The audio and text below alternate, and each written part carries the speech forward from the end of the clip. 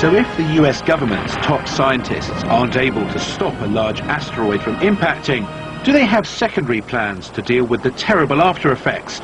We went to FEMA, the Federal Emergency Management Agency in Washington, to find out if they had any future plans for the survival of the human race in the unlikely event of an asteroid impact.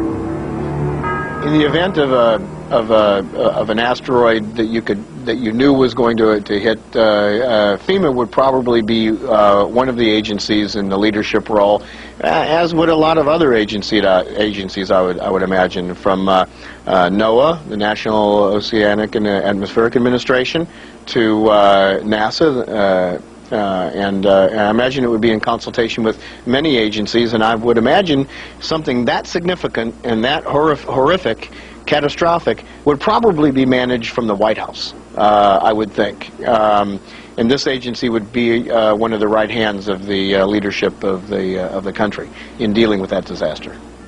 In the United States, there are many underground facilities. Some of them are deeply buried and very high-tech, and I might add, other countries have them as well. The Federal Emergency Management Agency is perhaps the best known. They do devote a sizable amount of resources to operating their underground installations all around the country. Mount Weather is one of the largest ones, built back in the 1950s. It's under a mountain not far from Washington, D.C. It can accommodate a large number of people, hundreds of people, a couple thousand or more when it's in button-up status. It's really quite elaborate. Mount Weather?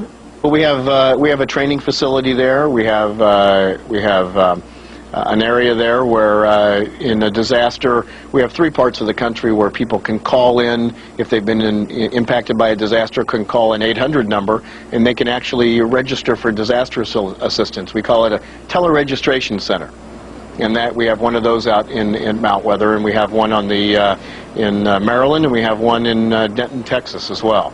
Is it public record, and therefore can you tell me how many people can be safely put into the underground bases that exist in the United States? No. Can you tell me why you can't tell me? No. But FEMA must know the figure of how many people it can store underground in the event of a nuclear attack. I don't know the answer to that question.